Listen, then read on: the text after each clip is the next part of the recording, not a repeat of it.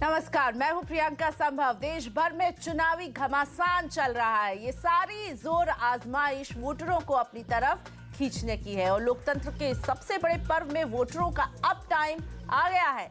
लेकिन अगर वोटिंग को लेकर आपके कुछ सवाल है, कुछ शिकायत है, वोटर लिस्ट में नाम है लेकिन कार्ड नहीं है हाथ में, क्या अब भी नाम वोटर लिस्ट में आप जोड़ सकते हैं या नहीं? और इन तमाम सवालों का जवाब हम अपने इस खास शो वोटर गाइड में देने वाले हैं। नेटवर्क 18 ने वोटरों को जागरूक करने के लिए एक अभियान भी चलाया है ताकि हर नागरिक अपने वोट का इस्तेमाल कर सके। तो सबसे पहले इस मुहिम बटन दबाओ और देश बनाओ की एक झलक। बंदूक की गोली से भी शक्तिशाली है इस वोट की ताकत। तलवार का पराक्रम भी इसके सामने क्षीण है। नेटवर्क 18 प्रस्तुत करता है लोकतंत्र के इस जोश को। बटन दबाओ, देश बनाओ। सुनिश्चित करें कि मतदान सूची में आपका नाम है या फिर मतदान कार्यालय में जाकर अपना नाम पंजीकृत करवाएं। बटन दबाओ, देश बनाओ। नेटवर्क 18 की पहल। तो अपने वोट की ताकत को बिल्कुल ना भूलें। वोटर ज्यादा से ज्यादा अपने अधिकार का इस्तेमाल करें। इसकी अपील खुद प्रधानमंत्री भी कर चुके हैं। उन्होंने ये अपील हमारे group editor in chief Rahul Joshi से खास बातचीत के दौरान की। सभी मतदाताओं से आग्रह करूंगा कि गर्मी के दिन है, जलपान करने से पहले सुबह सुबह ही वोट करें। और इसलिए मैं कहता रहता हूं, पहले मतदान बाद में जलपान। आजकल ऑनलाइन आप वेरीफाई कर सकते हैं कि आपका मतदाता सूची में नाम यह है या नहीं है। हम क्यों न इस काम को खुद कर लें, जितना जल्दी हो सके खोजें, ताकि बाद में आखिरी दिन पर जो दौड़ धूप होती है वो न हो। तो मैं सभी मतदाताओं को लोकतंत्र के इस पर्व में उमंग उत्साह के साथ भागीदार बनने के लिए निमंत्रित करता हूं। लोकशाही अमर रहे, इसी एक संकल्प के साथ हम आगे बढ़े, यही मेरी सद्भावना है। तो वोट डालने वाला है देश और उससे पहले एक वोटर को क्या कुछ जानना है, क्या कुछ जानकारी अपने पास रखनी है ताकि वो अपने वोट के ताकत का इस्तेमाल कर सके, यानी शांति से जाकर अपना वोट डाल सके। इसीलिए हम वोटर गाइड लेकर आए हैं आपकी मदद के लिए। मेरे साथ हैं यूपी के chief election officer doctor Brahmdev Ram Tiwari ji और मेरे सहयोगी विपिन भट्ट भी जुड़े हैं आपकी मदद के लिए। डॉक्टर तिवारी, स्वागत है आपका। सबसे पहला सवाल आपसे, जब कोई मतदाता जाएगा अपने पोलिंग बूथ की तरफ तो उसे किन बातों का ख्याल रखना है, उसके लिए आप सबसे पहले क्या बोलेंगे टू डू लिस्ट में होना चाहिए जब वो पोलिंग बूथ की तरफ जाए? जी हाँ, सभी मतदाताओं से हमारा अनुरोध है कि जब वो मतदान के लिए पोलिंग बूथ पर जाएं तो सबसे पहले अगर उनका ईपिक है अर्थात वोटर आईडी कार्ड है तो उसको अपने साथ रख लें। यदि नहीं वोटर आईडी कार्ड है तो 11 अन्य पहचान पत्र के विकल्प हैं, जिसमें पासपोर्ट है, ड्राइविंग लाइसेंस है, सर्विस का कोई आईडी कार्ड है या आपका फ़ोटो वाला पासबुक है। इस तरह के 11 जो है पहचान पत्र हैं, इनमें से कोई एक अपने साथ अवश्य ले जाएं। और जो मतदाता पर्ची मिली है जिसमें आपका डिटेल लिखा हुआ है उसको साथ ले जाएं और आप समय से मतदान केंद्र पर पहुंचें। और इसके अतिरिक्त इन चीज़ों का आप अवश्य ध्यान रखें और उत्साह के साथ मतदान करने के लिए तैयार रहें। डॉक्टर तिवारी, अब ऑनलाइन चेक किया जा सकता है कि मेरा नाम वो इलेक्टोरल रोल में है या नहीं है। अगर एक मतदाता ने चेक किया है कि उसका नाम इलेक्टोरल रोल में है लेकिन वोटर आईडी कहीं खो गई है, गुम हो गई है, डैमेज हो गई है, उसके पास नहीं है वोटर आईडी, तो उस स्थिति में इलेक्टोरल रोल में नाम है, वोटर आईडी नहीं है, क्या वो तब भी अपना वोट दे पाएंगे जा करके? और ऐसी स्थिति में उनके पास क्या वही कागजात जो आप बता रहे थे वो होना चाहिए? जी हाँ, इसीलिए ये जो है प्रावधान किया गया है कि वो लोग अपना जो है चेक कर लें कि वो मतदाता है या नहीं है अपने पोलिंग बूथ के। और इसको ऑनलाइन भी चेक कर सकते हैं, nvsp.in पर जो है चेक कर सकते हैं। फिर 1950 पर पूछताछ भी कर सकते हैं आप। और साथ ही सभी मतदाताओं को मतदाता पर्चियां बीएलओ द्वारा वितरित की जाती हैं। आप अपनी मतदाता पर्ची अवश्य बीएलओ से ले लें और मतदाता पर्ची में आपका डिटेल होता है, लेकिन मतदाता पर्ची आपका पहचान का माध्यम, पहचान पत्र नहीं है। इस मतदाता पर्ची के साथ आपको अपना ईपिक रखना होगा। अगर ईपिक नहीं है तो आप कोई भी वैध पहचान पत्र, जो 11 वैध पहचान पत्र हैं, इनमें से कोई अपने साथ रखें और निश्चिंत होकर मतदान करने जाएं, क्योंकि अगर आपका ईपिक गुम हो गया है, नहीं मिल रहा है, तो भी आप मतदान के अधिकार से वंचित नहीं। आप अवश्य मतदान कर सकते हैं, बस आपका पहचान पत्र होना चाहिए और मतदाता सूची में आपका नाम होना चाहिए। ठीक है, तो 11 तरह के पहचान पत्र जो आपके पास होते हैं, जिसमें कि जो सरकारी संस्थान के होते हैं, जैसे कि आपके पास पैन अगर होगा, ड्राइविंग लाइसेंस अगर होगा, तो इन सब से आपको मदद मिलेगी। वोटर आईडी नहीं भी है तो चिंता की कोई बात नहीं है।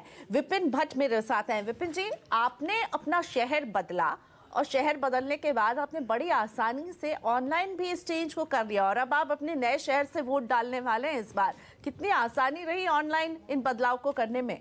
जी, बहुत आसानी रही। इसलिए मैं थोड़ा पीछे जाके बताता हूं कि जो पिछले लोकसभा चुनाव थे उसमें भी मैंने ये कोशिश की थी, लेकिन मैं सफल नहीं हुआ। और वो कोशिश मैंने कैसे की थी, बाकायदा जो फॉर्म 6 होता है उसको भर के, फोटो चिपका के, आप यकीन मानिए मैं 4 घंटे लाइन में खड़ा रहा था गर्मी के दिनों में।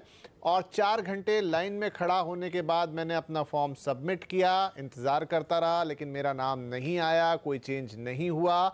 फाइनली मुझे टिकट करा के अपने शहर जाना पड़ा, मैं वहाँ वोट डाल के आया। लेकिन अब अनुभव बदल गया है। एनवीएसपी जो यहाँ पर तिवारी जी भी बता रहे हैं, सिंपली क्योंकि काफ़ी प्रचार किया सरकार ने, कई सारे बड़े बड़े इश्तिहार छपे, टीवी पे आया, अखबार में छपा, वहीं नज़र पड़ी। और अब तो आप और हम जिस काम में हैं लोगों को तो बताते ही हैं, तो खुद भी जान जाते हैं। तो एनवीएसपी साइट पर आप गए, बहुत अच्छे से डिज़ाइन किया हुआ ये साइट है। उस पर फॉर्म नंबर 6 मेरे काम का था। फॉर्म नंबर 6 वो है जो नए लोग जिन्हें जुड़ना है वो जुड़ सकते हैं, और जिनको अपनी कंस्टिट्यूएंसी बदलनी है, मुझे अपनी कंस्टिट्यूएंसी बदलनी थी, मुझे मुंबई में वोट करना था, तो वहाँ पर जाकर फॉर्म नंबर 6 मैंने खोला। उसमें छोटी मोटी चीज़ें भरनी है, मसलन आपका नाम, पता, एड्रेस, इस वक्त आप कहाँ रहते हैं, पहले का पता, और 3 चीज़ें वो मांगते हैं ऑनलाइन सबमिशन के तौर पर।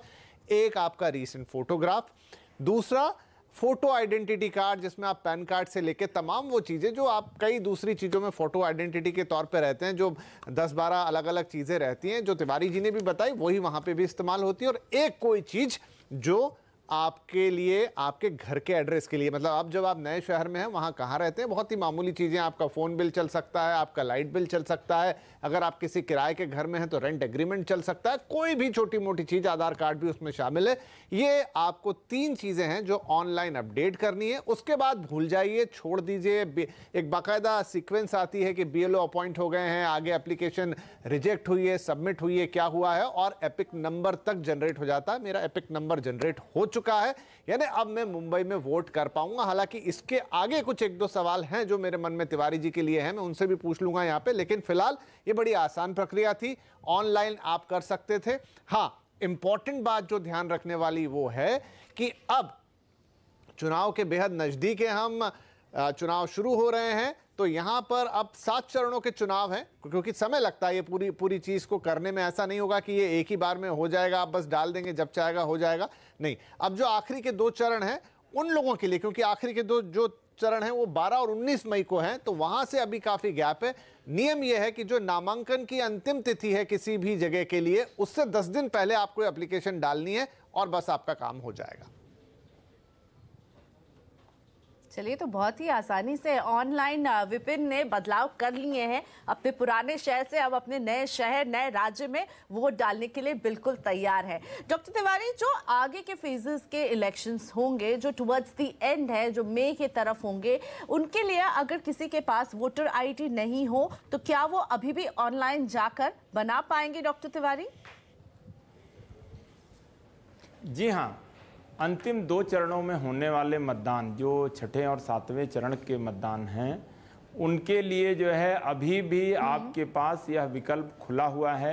और अधिसूचना जारी होने के पहले तक आप जो है nvsp.in पर भी जो है अपने को रजिस्टर कर सकते हैं, और ERO के ऑफिस में जा कर के भी आप जो है फॉर्म 6-7 में जो यथावश्यक आपको अगर स्थान परिवर्तन कराना है या नए वोटर के रूप में, तो अभी विकल्प वैसे सीमित हो गए हैं, तो आप जो है अपना जो है वहाँ पर स्थान परिवर्तन करा सकते हैं, अपना वोटर आईडी कार्ड जो है शिफ्ट करा सकते हैं।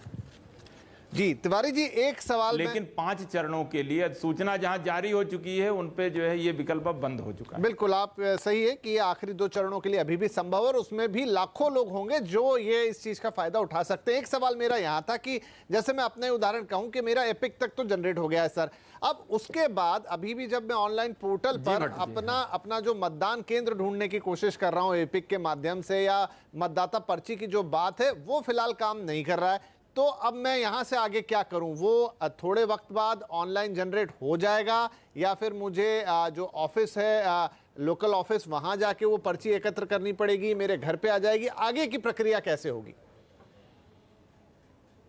नहीं, अगर आपने अप्लाई किया हुआ है तो इसके बाद की प्रक्रिया क्या होगी कि उसमें आपका फ़ोन नंबर भी कई बार मांगा जाता है और उस पर एक SMS आ जाता है, तो इसके माध्यम से जो है आपको सूचित हो जाएगा। और अगर आप ERO ऑफिस जा करके जरूर पूछताछ कर सकते हैं उसके रेफरेंस के साथ, वहाँ पर आपकी समस्या का अवश्य ही समाधान हो जाएगा।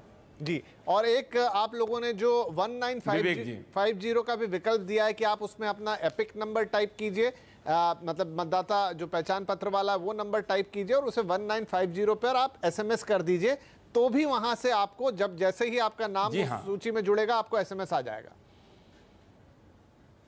जी हाँ, एकदम सही है विवेक जी और विपिन जी।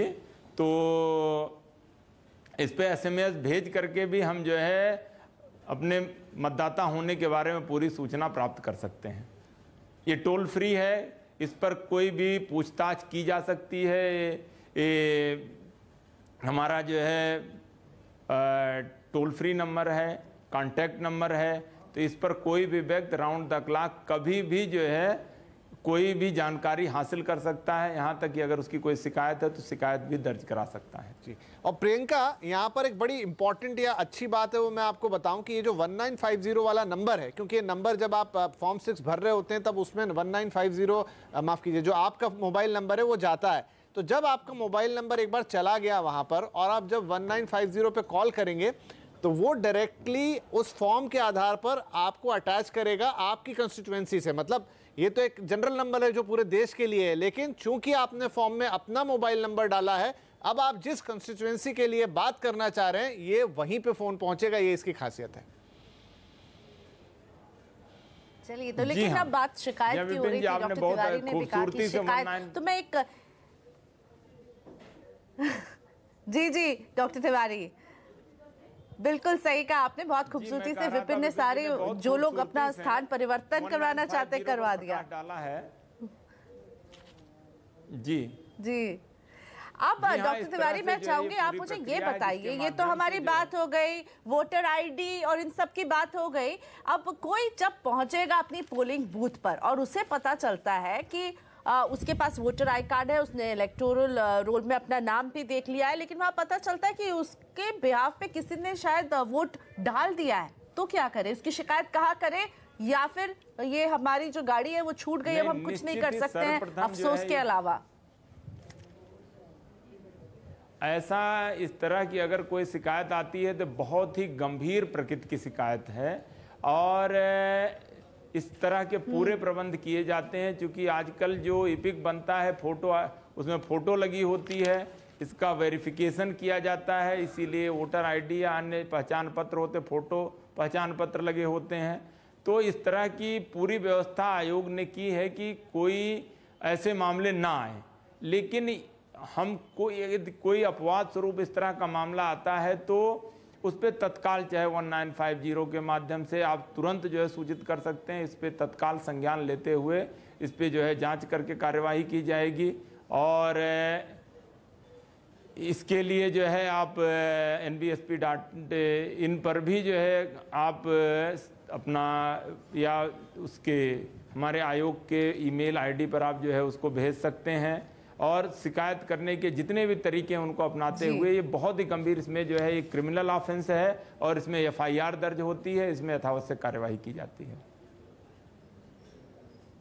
ठीक है, तो अगर कहीं आपके साथ ऐसा ना हो, लेकिन अगर हो जाए तो वही टोल फ्री नंबर 1950, इसे तो याद रखिए ही। आप इलेक्शन कमीशन की वेबसाइट या फिर national voter service portal NVSP के वेबसाइट पर भी जा करके तुरंत शिकायत दर्ज कीजिए, कार्रवाई होगी। ये बहुत गंभीर बात है, ये मत सोचिए कि अरे किसी ने दे दिया आप चलते हैं घर, ऐसा बिल्कुल भी मत कीजिएगा। इसकी शिकायत जरूर कीजिएगा। शिकायत के सारे रास्ते भी हमने आपको बता दिए। एक छोटा सा ब्रेक लेकर आते हैं। वोटर गाइड में और भी काम की बातें आपके डालने के लिए तैयार हो रहा है इंडिया, और हम इसीलिए आपके लिए लेकर आए वोटर गाइड, ताकि आपको लास्ट मिनट टिप और लास्ट मिनट जानकारी मिल सके कि किन बातों का आपको ख्याल रखना है। मेरे साथ मेरे सहयोगी विपिन भट्ट बने हुए हैं, साथ ही में यूपी के chief election officer doctor Brahmdev Ram Tiwari भी हैं। डॉक्टर तिवारी, इस बार करीब 8.4 करोड़ फर्स्ट टाइम वोटर्स होंगे जो पहली बार मतदान केंद्र में जाने वाले हैं, उनके लिए भी, और मतदान देने का तरीका भी अब बहुत कुछ बदल गया है। तो ऐसे में आप जब पोलिंग बूथ के अंदर जाएंगे मतदान केंद्र में, तो किन किन स्टेप्स को आपको फॉलो करते हुए अंदर जाना है, जरा ये समझाइए हमें। जी हाँ, पहले जब वो कोई युवा मतदाता है अगर मतदान करने जा रहा है तो सबसे पहले मतदान केंद्र के बाहर वहाँ BLO मिलता है, जो पर्ची का मिलान कर लेता है और देख लेता है कि जो उसका वोटर क्रमांक है उसके हिसाब से वो पर्ची दे करके आगे बढ़ा देता है। पुनः पोलिंग बूथ के अंदर जाने पर वहाँ 3 मतदान अधिकारी होते हैं, एक पीठासीन अधिकारी होता है, जिसमें 3 टेबल्स होती हैं। उसमें पहले स्तर पर उसका जो है मिलान किया जाता है उसकी पर्ची का, और जो आधिकारिक पर्ची होती है उसमें उसकी संख्या दर्ज कर ली जाती है, कौन से क्रमांक पर वो वोटर वोट डालने आया है। फिर जो है उस पर्ची के आधार पर वो दूसरे टेबल पे जाता है, जहां उसका वेरिफिकेशन करके उसके बाएं हाथ पर जो है जो काली स्याही लगा दी जाती है, वोटर को सुनिश्चित कर लिया जाता है, रजिस्टर में अंकित भी कर लिया जाता है। और फिर पीठासीन अधिकारी के पास वह व्यक्ति जाता है। पीठासीन अधिकारी के पास जो हमारी कंट्रोल यूनिट होती है EVM की, वो होती है।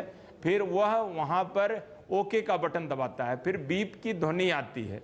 बीप की ध्वनि आने के बाद जो है मशीन रेडी होती है। फिर 30 सेकंड के भीतर उस मतदाता को वहाँ पर एक कंपार्टमेंट बना होता है जहाँ बैलेट यूनिट रखी होती है, और जिसमें प्रत्याशियों के नाम और उनके चुनाव चिन्ह क्रमवार अंकित होते हैं, और उसे देख करके उस अपने जिस प्रत्याशी को चुन रहा है, और इनके साथ एक नोटा का भी बटन होता है सबसे अंत में, तो जिस भी बटन पर वो ऑप्शन चूज करता है उसे दबाना होता है। और इसके बाद फिर जो है एक वीवीपैट रखा होता है, और वीवीपैट में एक जो है वहाँ देखने की एक विंडो बनी होती है, जिस पर 7 सेकंड के भीतर वो देख सकता है कि उसने किसको अपना मत दिया है, उसका विवरण आता है, और वो पर्ची फिर 7 सेकंड बाद तो कटकर उसी बक्से में चली जाती है। और ये पूरी प्रक्रिया है, इसमें करीब 1 से 1.5 मिनट का समय लगता है, और इसके बाद फिर दूसरे मतदाता की पारी आ जाती है। प्रियंका जी। और ये 1-1.5 मिनट आपको देना बहुत जरूरी है। डॉक्टर तिवारी ने पूरी प्रक्रिया हमारे सामने रख दी कि जब आप मतदान केंद्र में जाएंगे तो किस तरह से आप आगे बढ़ेंगे, और वीवीपैट मशीन में आखिर में आप देख पाएंगे आपने किसको वोट डाला 7 सेकंड के अंदर। लेकिन गर्मी बहुत है, और ये जो पूरा मौसम ही रहता है विपिन, इसमें खासतौर पे उत्तर भारत जहाँ पर मैं अभी बैठी हुई हूँ, आप महाराष्ट्र में, वहां पर भी इस वक्त गर्मी जोरदार पड़ रही है। तो गर्मी के लिए खास ख्याल, प्रधानमंत्री कह रहे हैं कि पहले मतदान फिर जलपान, लेकिन खाली पेट जाना थोड़ा मुश्किल कर सकता है इस गर्मी के मौसम में। हाँ, तो प्रधानमंत्री की भी बात रख ली जाए और अपना भी इंतजाम कर लिया जाए। पहली बात तो रात में जल्दी सो जाएं, क्योंकि बेहतर होगा कि आप सुबह जल्दी जल्दी वोट डाल लें जब थोड़ा ठंडा रहता है, या फिर शाम की तरफ, लेकिन तब भीड़ बढ़ जाएगी। दोपहर का वक्त थोड़ा अवॉइड करें, खासतौर पर जिन्हें किसी भी तरह की प्रॉब्लम है। आप साथ में पानी, लिक्विड या कुछ रिफ्रेशमेंट जरूर रखें, ताकि आपको कभी डिहाइड्रेशन का प्रॉब्लम ना हो। और साथ में थोड़ी सी चॉकलेट्स रख लें, ताकि आपको लाइन में खड़े खड़े अगर थकान हो भी जाए तो एनर्जी आपको मिलती रहे। छोटा मोटा फ्रूट भी लेकर जाते हैं तो कोई प्रॉब्लम नहीं होगी। बिल्कुल पूरी तैयारी रखिए, पानी की बोतल को ले जाना बिल्कुल भी नहीं भूलिएगा। डॉक्टर तिवारी, आप भी सहमत हैं इन सब सुझावों से हमारे, कि पानी का बोतल, खाने पीने का कुछ इंतजाम अपने साथ रखना जरूरी है? तो हाँ जी हाँ, विपिन जी ने जो भी कहा है उससे मैं 100% सहमत हूँ। और मतदाता को अपना ख्याल जरूर रखना चाहिए और साथ ही साथ अपने साथ उनके अगर माता पिता, बड़े बुजुर्ग, कोई विकलांग व्यक्ति हैं तो और लोगों का भी, युवाओं को विशेषकर ख्याल रखना चाहिए कि जिससे, क्योंकि एक मतदान एक सामूहिक जिम्मेदारी भी है, व्यक्तिगत जिम्मेदारी के साथ साथ एक सामाजिक जिम्मेदारी है, तो ये सामाजिक दायित्व निभाने का तो वोट डालो इंडिया, यही अपील हम कर रहे हैं अपने इस प्लेटफॉर्म से कि वोट डालो इंडिया, चूको नहीं, गर्मी हो चाहे जो हो, पहुंच जाओ, पानी का बोतल साथ में रखो और एक सामूहिक जिम्मेदारी के तौर पर देखिए अपने आसपास के वोटर की भी मदद कीजिए। अगर किसी को पानी प्यास लग रही है, मदद कीजिए उन्हें और देश को बनाने में एक हिस्सा बनिए। तो शुक्रिया डॉक्टर तिवारी और विपिन, आप दोनों का वोटर गाइड में शामिल होने के लिए।